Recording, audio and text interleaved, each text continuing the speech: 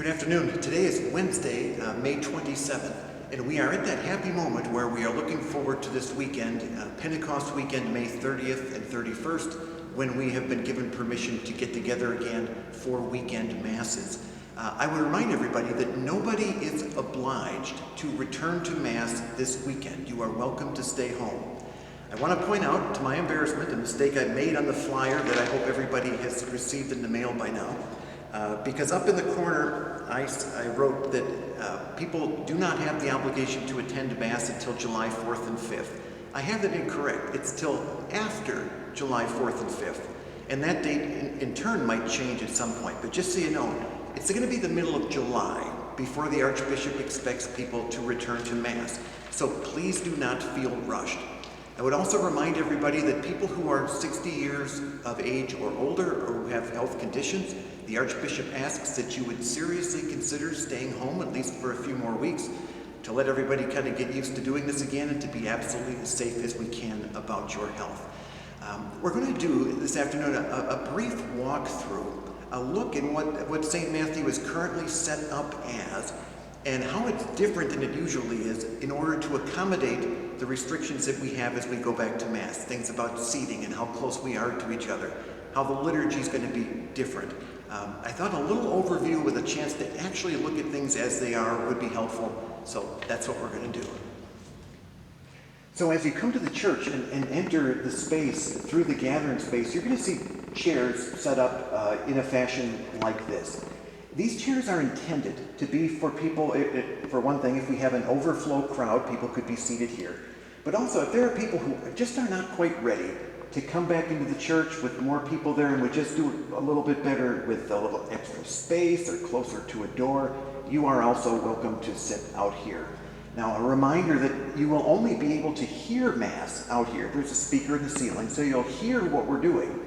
But you will not be able to see Mass from here because we're not set up for that. So just so you know, it's not quite as good as being in the room itself. Also, the chairs are where they are at this moment just as kind of a model. If you come here and you have a group that requires a different configuration of chairs, for example, if you have a family of 4 and there's only a cluster of 3 chairs where you'd like to sit, you are free to take a chair from the rack or from somewhere else and make it a group of 4 so that your family can sit there. I would only ask that if you do move the chairs, that you make sure that there's an adequate distance between your group of chairs and other ones. In other words, that we maintain that social distancing even though we've moved the chairs into a different configuration. Well, we're here outside the cloakroom, and we're not exactly set up the way that we're going to be on the weekend because we're just not quite exactly sure what that's going to look like. But I would suspect that when you come on the weekend for Mass, you will find in this general area a table with orders of worship on them. We're not supposed to use paper more than once, so what our plan is to have an order of worship that you can use for Mass, and then after Mass you throw away or you leave for us and we throw away, and then we'll bring out a fresh group of orders of worship after Mass for the second Mass. So somewhere in this area, that's what you're going to find. Somewhere in this area, I'm not exactly sure where, we are going to have supplies such as masks and hand sanitizer that you can use if you need a mask or if you'd like to sanitize your hands on the way in. Again, somewhere over here on your way, you will find these supplies. On your way into church, you're going to notice some signs like this one that say, if possible, on your way in, please put your envelopes or donations in the baskets just inside the church. The thought is this: we're not allowed to take a collection during Mass. We're not going to pass a basket from person to person. That would not be a wise thing under these circumstances. But if you could drop off your donation when you go into the church, and the baskets will be right inside the doors on your left or right, depending on what doors you come in, what that would allow us to do is before Mass, the ushers will go and they will essentially gather the collection before Mass begins. They'll be able to put it in a bag, they'll be able to put it in the safe, and we will not have to worry about it anymore. Now, if you forget to put your donation on the way in, it's no big deal. You can find an usher, you can find me, you can find someone else to give your envelope to after Mass. It's perfectly fine. But if you do remember, and you could put it in the basket, that would allow the ushers to take care of most of it before Mass begins. When you come into church, you will notice that because of the restrictions that we have, we can only have people sitting in every other pew. And the way that we have designated this is that we've put a cone in the middle of these long pews and put some essentially it's tape from one end to the other. So if you see tape and you see a cone in a pew, that means that is a pew you should not be sitting in. That's one of the pews that we are keeping empty. There are also some additional chairs that have been put into the church in 2s and 3s. If there's a chair available and you see it and you want to sit there, that's also fine. Now, we all know that Catholics can be a little bit strange. And in the church space, Catholics have a custom, or many Catholics do. And that is to come in with their family or another individual or just themselves, and to get here early so that they can sit at the end of the pew. Now, most of the time, that doesn't really make any difference, and I'm just kind of kidding about what that means or why it would be significant. But under the circumstances that we are in, it is very, very likely that we are going to need every available seat so that people can sit there. And if people come in and they're the first person in the pew and they sit on the end, then when someone needs to sit in that pew because we need the seat, they are going to have to crawl over you and breathe your air, and you're going to have to breathe their air because they're going to have to come right past you to get into the middle, which is going to defeat the whole idea of spacing. So I'm going to ask everybody to do me a really, really big favor, and that is, if you are the first person to arrive at a pew, please move to the center.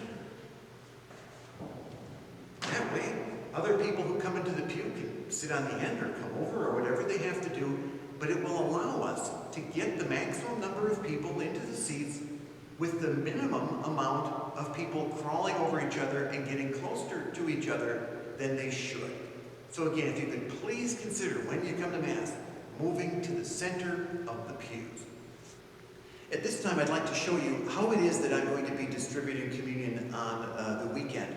The Archbishop has said that he wants only priests or deacons to distribute communion. So what that will mean is that by section, I will come down to a group of pews like this one, and I am standing in one of those pews that has the tape and the cone in it, which is to say, this is the pew that no one will be sitting in. And what I will do is I will come down this row, and I will distribute communion to each individual who wants to receive communion as I'm moving this direction. And when I get all the way to the end, I'll go around the corner, skip 2 pews to the next empty pew, come down and distribute communion this way.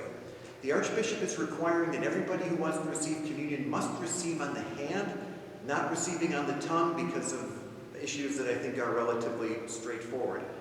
Now, this is one of the things that's really very difficult that I just have to ask your forbearance with.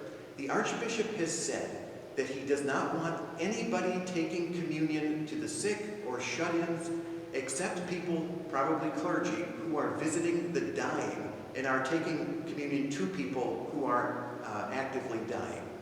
Which means there will not be any of the pyxes out in the back like they usually are with the Gospels in the envelope. I would ask the favor that you would not ask me to give you communion to take home or present a pyx for me to put a host in, because I'm going to have to tell you no. I won't have time to get into a very long discussion because I'm going to have a lot of people to give communion to. But I will need to tell you I cannot give you communion to take home because the bishop has forbidden it. I'm sorry for that. It's what he's decided, and it's what we have to go along with. So that will be one of the aspects that we'll just have to grin and just get through on the weekend. To conclude this little tour, I just have a few more things to mention before I hope that I see many of you on the weekend. I have not yet been able to figure out how it is that I can create a confession schedule. Usually at St. Matthew, confessions are from 3 to 3:30 on Saturdays before the 4 o'clock Mass. The Archbishop has asked us not to use confessionals because it's an enclosed space and that's not a good situation. But I haven't figured out, given all the other things that we're trying to do and how chaotic the weekend is likely to be, to figure out what predictable time I can offer confessions. So I would ask that if you'd like to go, please call the parish office and we can arrange an appointment. I'm pretty flexible. I can make a lot of different times. It's just one of those situations where I cannot tell you in advance when I'm going to be available because the days are all kind of chaotic. So we're not going to be able to have regular confessions at this time, but they are certainly available. Please give me a call. Also, I want everyone to kind of realize as we come back that the liturgy that we are doing in these circumstances is really not what liturgy is supposed to look like. We are not doing the liturgy as best as it can be done. What we are doing is having liturgy the best we can do under these particular circumstances. So there might be things that we do or that I do that are a little bit different from normal, because in the back of my mind, I really want all of you to realize this is not normal. This is not what we usually do. They're just some things we can't do. So if they're varied a little bit, or I come in a different way, or I go out a different way, or something else happens, and they're going to be differences anyway. The sign of peace has to be touch-free. There isn't going to be a collection. There can't be anybody bringing up the gifts. This is going to be liturgy that doesn't look like the Mass that we're all used to. I mean, it will look like Mass, but it's going to be a little bit different. We are doing the liturgy as simply as possible, at least to begin, probably for the first couple weeks. We're going to have Chris as our musician, we will have a lector, and we will have a priest.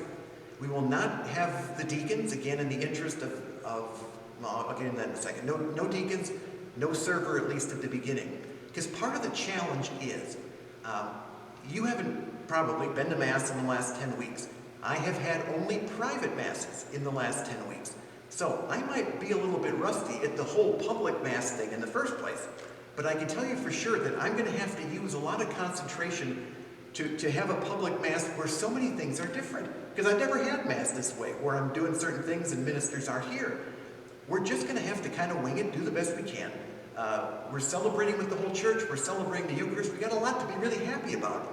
But please don't get used to this. Please don't think this is the way it goes. And I can picture this nightmare scenario that sometime let's say that Mass under these circumstances goes fairly quickly.